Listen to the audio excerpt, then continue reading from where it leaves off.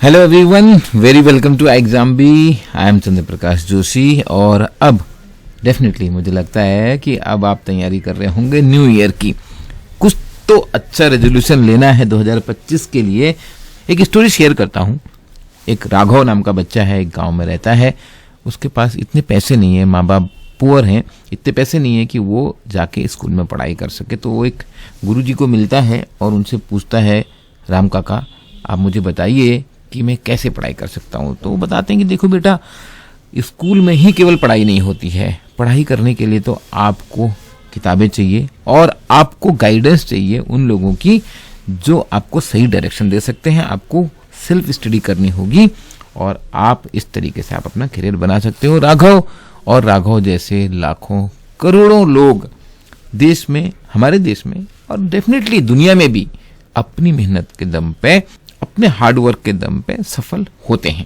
हम यहाँ पर बात कर रहे हैं आरबीआई ग्रेड बी की तैयारी की। तो सबसे पहले ये समझना जरूरी है कि कोचिंग केवल आपको गाइडेंस देती है, आपकी जगह पढ़ाई नहीं कर सकती। आपको मैं फेज 2 से बताता हूँ। आरबीआई ग्रेड बी में इकोनॉमिक एंड सोशल इश्यूज के लिए ये जो बुक्स हैं, इंडिकेटिव बुक्स दी हुई है नोटिफिकेशन में। सारी बुक नहीं पढ़नी है, घबराओ मत। आप एक भी बुक ले लो। मैं बोलूंगा अगर एक लेनी है तो एनसीईआरटी की बुक ले लो। उससे आपको फंडामेंटल समझ में आ जाने चाहिए। ये पूरा का पूरा सिलेबस जो फंडामेंटल्स है, फंडामेंटल क्या है इसमें कि ग्रोथ क्या होती है, जीडीपी क्या है, जीएनपी क्या है, इंडियन इकोनॉमी क्या है, बैलेंस ऑफ पेमेंट क्या है, किस तरीके से मनी मार्केट, फाइनेंशियल मार्केट काम करती हैं, ग्लोबलाइजेशन क्या होता है। बेसिक्स अगर आप समझ गए, बहुत ज्यादा क्वेश्चंस आते हैं करंट में क्या हो रहा है, उसके लिए मैं आगे आपको बताऊंगा क्या पढ़ना होगा। फाइनेंस में टॉपिक कई बार बहुत मुश्किल लगने लगते हैं और जो आर्ट्स कैटेगरी के या जो साइंस कैटेगरी के लोग होते हैं, बीए बीएससी किए हुए, उनको तो रिस्क मैनेजमेंट और डेरिवेटिव सुन के ही हाथ पैर फूल जाते हैं क्योंकि कभी पढ़ाई नहीं होता है। बट आप मान के चलो, मेरी बात को ट्रस्ट करो, मैं खुद एक साइंस स्टूडेंट रहा हूं और आरबीआई ग्रेड बी का एग्जाम निकाल लिया था। इतना कॉम्प्लिकेटेड एग्जाम नहीं होता है आपको, लेकिन पढ़ना पड़ेगा। और उसके लिए आप कोई भी एक बुक ले लो, यहाँ पर एनसीईआरटी ले लो, या मैंने तो भारतीय पाठक में भी इंपॉर्टेंट चैप्टर है, ये सारे नहीं पढ़ने वाले हैं। चाहे मैंने पहले भी आपको बुक दिखाई थी ईएसआई की, आपको कौन से चैप्टर इंपॉर्टेंट हैं जो इस सिलेबस से वर्ड टू वर्ड मैच कर रहे हैं, सारे के सारे बुक पढ़ने की कोई जरूरत नहीं है, टाइम वेस्ट होगा आपका। लेकिन फाइनेंस में आपको फंडामेंटल डीप जाने पड़ेंगे, फाइनेंस के चैप्टर में भी और सेम हुए मैनेजमेंट में भी। आपके पास जो एडिशनल रिसोर्सेज हैं, अब देखिए बहुत सारी चीजें आपको ना फ्रीली अवेलेबल होती हैं। RBI annual report, trend and progress in banking, इस तरीके की कुरुक्षेत्र योजना या आईएमएफ के पब्लिकेशंस, इकोनॉमिक सर्वे, ये सारे मटेरियल आपको मिल जाते हैं। मैनेजमेंट काफी स्कोरिंग है, इसमें आप कोई भी ओबी की और नेशनल बिहेवियर की बुक ले लो, चाहे वो रॉबिन्स हो, एलन प्रसाद हो। इसके अलावा आपको एथिक्स एंड कॉर्पोरेट गवर्नेंस भी पढ़ना है। फिर से ध्यान ये रखना है कि जो सिलेबस में दिया है उसके हिसाब से पढ़ना होगा। यहाँ पर आपको थोड़ा डीप में जाना होगा। बहुत सारी आपको ये थ्योरीज पढ़नी है, चाहे वो मोटिवेशन की हो, लीडरशिप की हो, कम्युनिकेशन की हो, कॉर्पोरेट गवर्नेंस की हो। लेकिन अगर आपने फेज 1 की तैयारी नहीं करी तो फिर तो ये फेज 2 की पढ़ाई पूरी वेस्ट। क्वांटिटेटिव एप्टीट्यूड के लिए आपको आरएस अग्रवाल और अरुण शर्मा से काम हो जाएगा। आपको केवल कट ऑफ निकालना है ना, उतना टारगेट है। बट कट ऑफ निकालना केवल नहीं है, क्वेश्चन लेवल बहुत हाई होते हैं। रीजनिंग में भी आपको एम के पांडे, आरएस अग्रवाल से काम हो जाएगा और यहाँ पर आपको स्कोर भी करना पड़ेगा। आपको फेज 1 क्लियर करना है। इंग्लिश के लिए कोई भी आप high school level grammar book जैसे रेन एंड मार्टिन ले लो।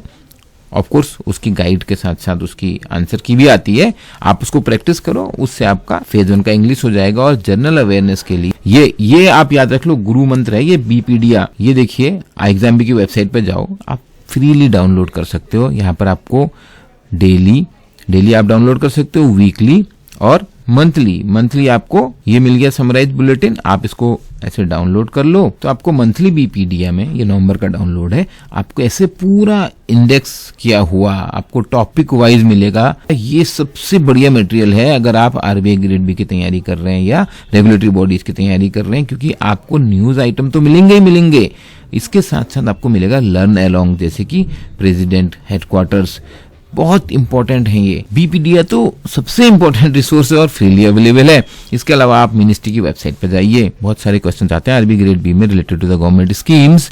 आपको स्कीम के टारगेट क्या हैं, ऑब्जेक्टिव क्या हैं, कितना इसमें अचीवमेंट हुआ है और कौन सी मिनिस्ट्री उसको चला रही है, उसके डिफरेंट स्लोगन, सारी चीजें आपको यहाँ पे मिल जाएंगी डिफरेंट वेबसाइट्स पे, वो गवर्नमेंट की हैं। अब अगर मैं इसको समराइज करूं कि बिना कोचिंग के आप कैसे तैयारी कर रहे हो, यहाँ पर आपका सेल्फ डिसिप्लिन बहुत जरूरी है। तो सबसे पहले आप एग्जाम के सिलेबस को मैंने आपको जस्ट दिखाया है, अभी आपको डीप में समझना है, और पैटर्न तो मैंने आपको डिस्कस भी नहीं किया। Phase 1, phase 2, phase 3 is interview. Phase 1 में आपके पास quant, reasoning, English and general awareness है।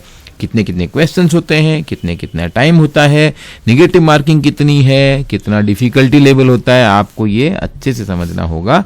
फिर आप राइट रिसोर्स सिलेक्ट करो। इंटरनेट की प्रॉब्लम क्या है, प्लेंटी ऑफ रिसोर्स है, इतना ज्यादा कंटेंट है कि वो कंटेंट ही प्रॉब्लम है। तो आपको उसको पहले शॉर्टलिस्ट करना है। आपको राइट रिसोर्स एग्जाम पे जैसे हम आपको क्रिस्प कंटेंट देते हैं, इस तरीके से आपको आरबीआई की वेबसाइट हो, चाहे मिनिस्ट्रीज की वेबसाइट हो, चाहे एनुअल रिपोर्ट्स हो, चाहे बजट हो, आपको सही रिसोर्स पढ़ना है। उतनी बुक देखनी है जितनी जरूरत है, मैंने आपको बताया भी। फिर आपको चाहिए सबसे इंपॉर्टेंट सेल्फ डिसिप्लिन। एक शेड्यूल बनाइए पढ़ाई का और उसको आप फॉलो कीजिए। ऑनलाइन रिसोर्सेज बहुत सारे अवेलेबल है, जैसे मैंने आपको अभी ब्रीफली बताए। आप डिफरेंट डिपार्टमेंट ऑफ गवर्नमेंट या आरबीआई, इवन मॉक टेस्ट के लिए आपको बहुत सारी वेबसाइट हैं, जीए के लिए बहुत सारी वेबसाइट हैं। आप सिलेक्ट कर लो कितना आप यूज करने वाले हो। मॉक टेस्ट सॉल्व करना बहुत ही ज्यादा जरूरी है। आपको फ्री मॉक टेस्ट भी मिल जाते हैं, हमारे यहाँ पर एग्जाम पे भी मिल जाएंगे, बाकी जगह भी मिल जाएंगे। एक मॉक टेस्ट तो आप सब जगह से फ्री यूज कर ही सकते हो। और प्रीवियस ईयर पेपर आपको हम एग्जाम पे देते हैं, ये सबसे इंपॉर्टेंट है when you are starting your preparation. कहने को तो क्वांट है, बट क्वांट का लेवल आरबीआई में अलग है, नाबार्ड में अलग है, सेबी में अलग है, बैंक पीओ में अलग है। तो आपको ये देखना पड़ेगा। आपको सेम वे इकोनॉमिक्स है कि फाइनेंस है कि मैनेजमेंट है, प्रीवियस ईयर के पेपर के बगैर तो आप शुरू ही नहीं कर सकते। गाइडेंस, मेंटर, पीयर्स, जिन लोगों का एग्जाम नहीं भी निकला होता ना, वो भी आपको बहुत अच्छी गाइडेंस दे सकते हैं। वो गलती नहीं करोगे जो गलती उन्होंने करी है, और आपका बचेगा टाइम। बात करो उन लोगों से जो सीरियसली तैयारी कर रहे हैं, कर चुके हैं, और जिन्होंने एग्जाम निकाला है। इनकी गाइडेंस आपको हमारे यूट्यूब चैनल पे भी मिल जाती है, क्योंकि हम उनके इंटरव्यूज करते रहते हैं। डिस्क्रिप्टिव राइटिंग को हम इग्नोर करते हैं, हमें सोचते हैं पढ़ते रहेंगे नॉलेज आएगी, हो जाएगा। नहीं, 2/3 एग्जाम आपका है डिस्क्रिप्टिव। देखिए ये बहुत ही ज्यादा इंपॉर्टेंट बात है। 2/3 एग्जाम है। क्यों? आपका ईएसआई और एफएम में 50%, और जो इंग्लिश का पेपर होता है फेज 2 में, वो आपका पूरा का पूरा डिस्क्रिप्टिव है। तो अगर आप ये नहीं करोगे ना, तो बिल्कुल भी एग्जाम नहीं निकलेगा, ध्यान रखो। कई लोग कहेंगे अभी कोचिंग में फिर पैसे वेस्ट क्यों करें। मैंने ऐसा एक बार भी नहीं बोला। मैं ये बोल रहा हूँ फ्री कंटेंट जो इंटरनेट में अवेलेबल है उसको कलेक्ट करने में आपको टाइम लगने वाला है। आपकी तैयारी हो सकती है बिना कोचिंग के, लेकिन कोचिंग से आपका टाइम बचेगा, आपका स्कोर बढ़ेगा, आप जल्दी सिलेक्ट हो जाओगे। मैंने ये क्वेश्चन चैट जीपीटी से ही पूछ लिया, what are the benefits of taking a coaching from exam भी। तो देखो चैट जीपीटी बता रहा है ये स्ट्रक्चर्ड लर्निंग पाथ आता है आपको, एक वेल ऑर्गेनाइज तरीके से आप करिकुलम को कवर करते हो। उसके बाद आपको एक्सपर्ट गाइडेंस मिलती है, क्योंकि यहाँ पे वो एक्सपर्ट्स हैं जिन्होंने ये एग्जाम निकाला हुआ है।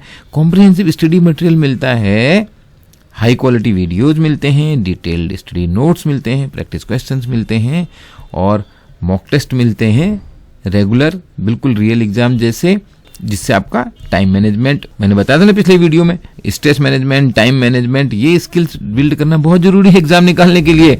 Only knowledge will not help.